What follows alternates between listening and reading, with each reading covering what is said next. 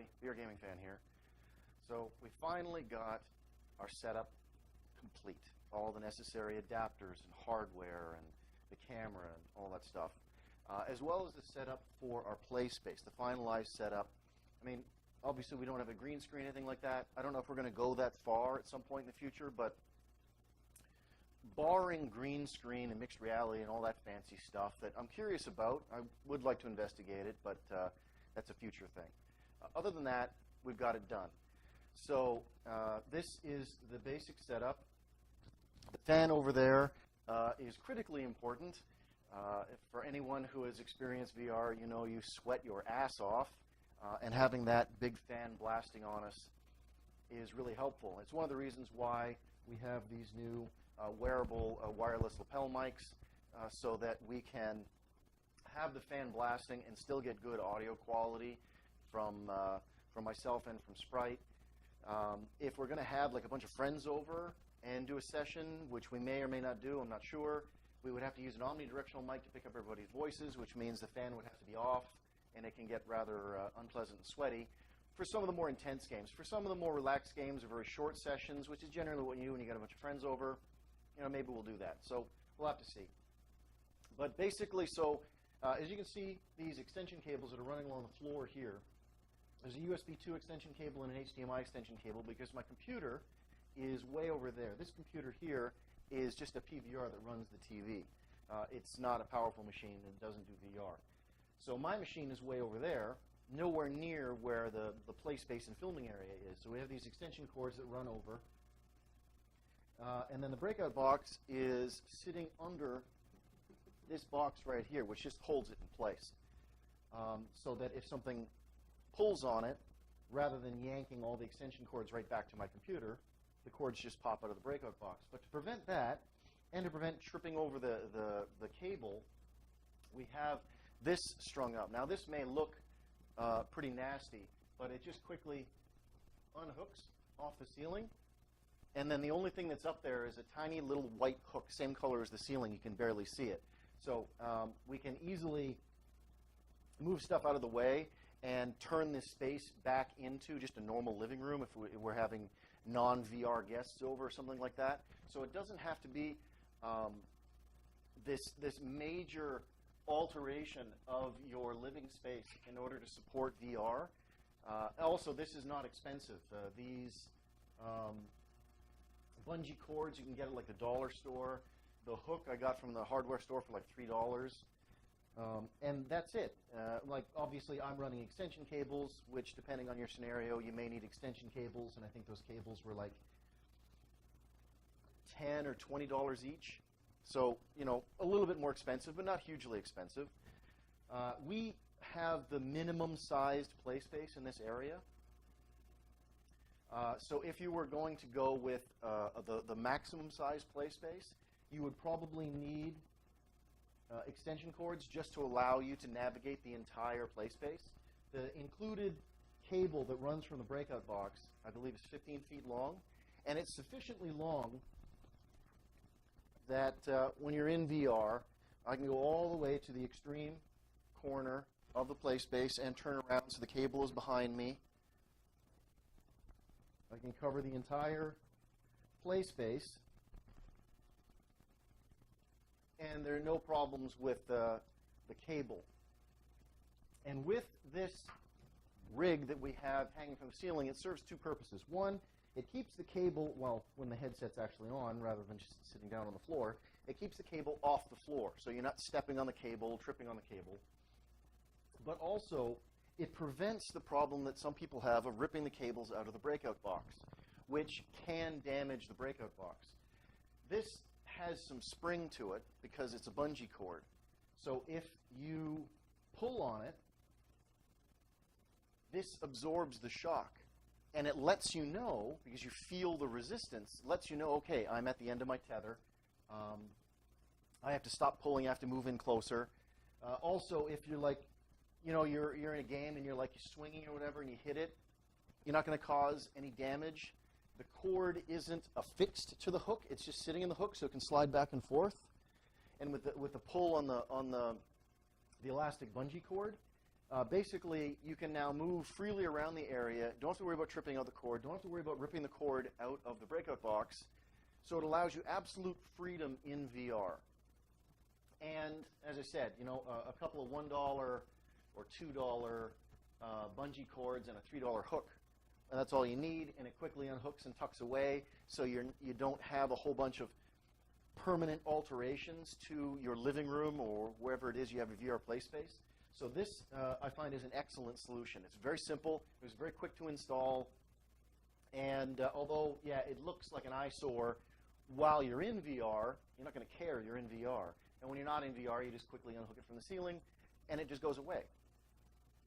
We've got some extra lighting up on either side. As you can see, one of the lighthouses over here up on a lighting pole.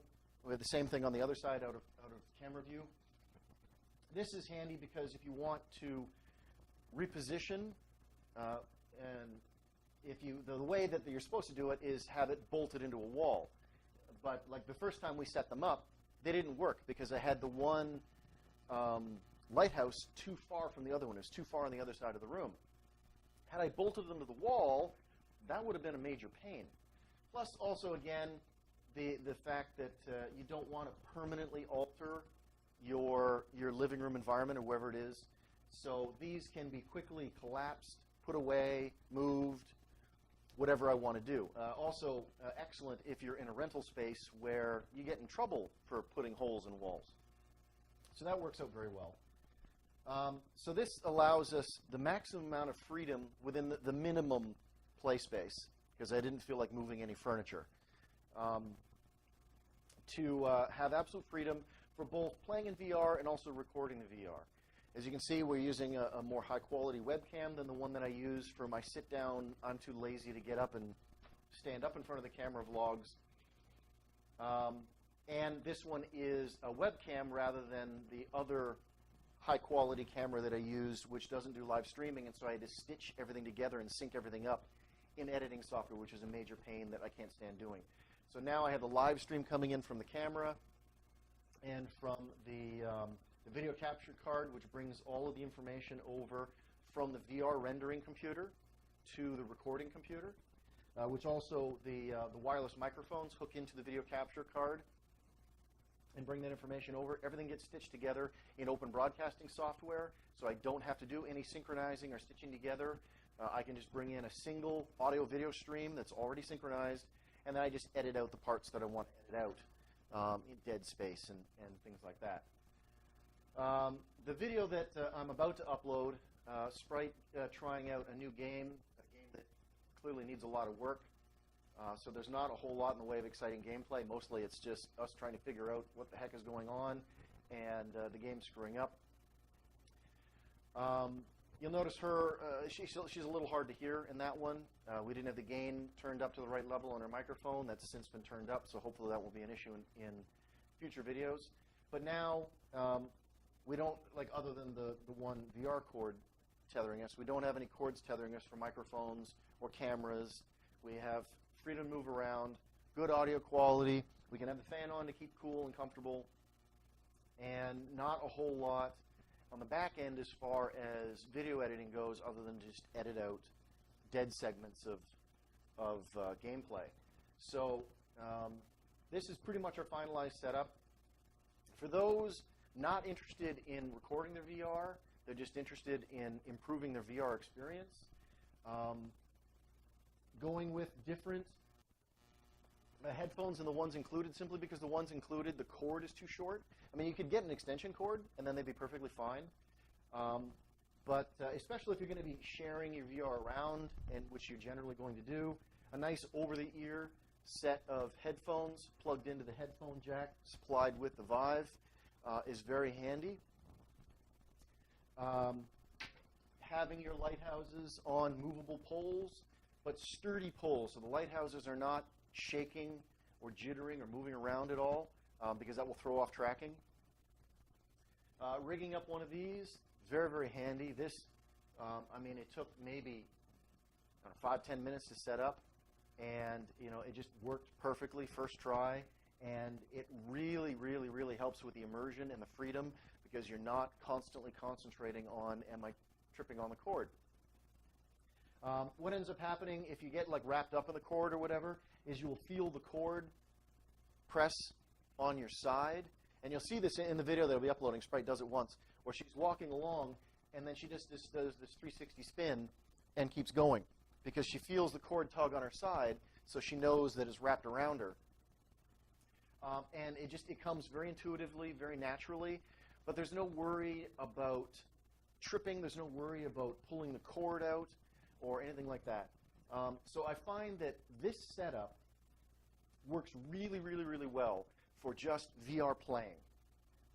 And then, we add the camera and the wireless microphones and the video capture card and all that stuff and a second computer, because it takes a lot of work just for the computer running VR.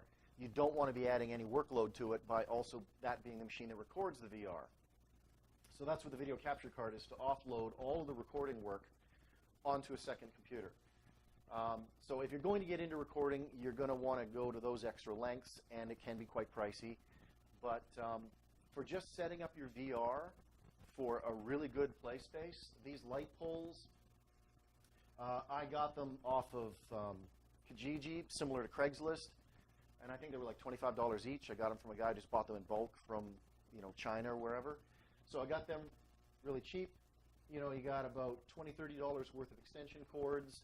Again, that's only necessary, one, if you're using a larger than the minimum play space, or if your computer isn't ideally located for where your play space is going to be.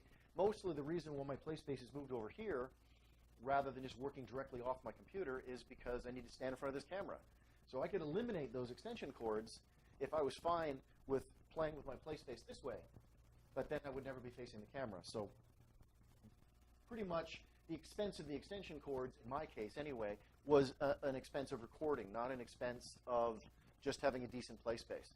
So pretty much it was just the light poles, so that I didn't have to mount the lighthouses to walls, and putting this up, and another pair of headphones, over-the-ear headphones, so that it's easier to share the VR. You don't have to worry about getting an ear infection from someone who used your earbuds or whatever. And that's about it.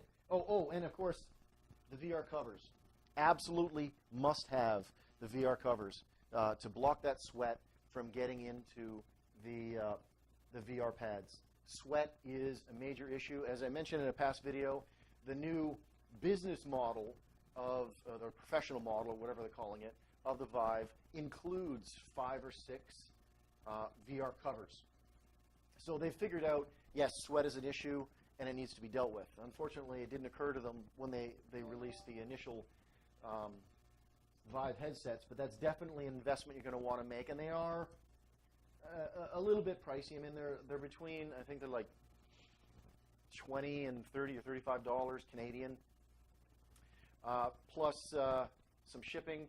And of course, like when I ordered them, maybe they've caught up by now, but when I ordered them, I had to wait more than 2 months. It was like 2.5 months to get them in, because one, shipping takes 2 weeks, and the other one is they were majorly back ordered. And so it was like a month and a half before they even shipped my order. So if you're planning on getting your VR covers, if you've got like a Vive on order or whatever, you want to order those VR covers as soon as you can, because you're going to be waiting for them, and you're not going to want to soak your Vive's pads with sweat. You really want to avoid that. So setting up a decent play space is not expensive. It's not difficult. Just got to put a little bit of thought into it. Check out what other people are doing, and so that you don't have to go through the trial and error process that us pioneers have. The only expensive and really pain in the butt parts were setting up the recordings, which most people don't record their gameplay, so not a huge deal. So getting into VR is not that difficult, and apart from like buying the headset itself and having a computer capable of handling VR, not a lot of expenses as far as what you need to do to really get your play space to the point where you have that immersion and that freedom of movement. Now, of course, this is talking about the Vive, other headsets that aren't designed primarily for room scale. Obviously, you're going to need more extension cords and other expenses and other problems you're going to run into to be able to get a decent room scale experience. But for the Vive, because it's already primarily designed for room scale, pretty much out of the box, it has most of what you need. I've added on maybe a sum total of $50 worth of stuff. And none of it was necessary. I mean, I could still use it without any of that stuff. But to really give myself total freedom of movement in my play space and more immersion, because I'm not as focused on tripping up chords and stuff, I found there was a $50 that was really well spent. So I'll be uploading the other video with Sprite playing Klepto, and you can check that out. We ran into a lot of problems just with the game itself, and as I said, our audio is a little quiet. And now that we finalized our setup, hopefully we'll be uploading more content on a more regular basis. I know Sprite can't wait to get back into VR again. She's a real fanatic about it. Love her enthusiasm. Anyway, so I guess I'll talk to you guys next time.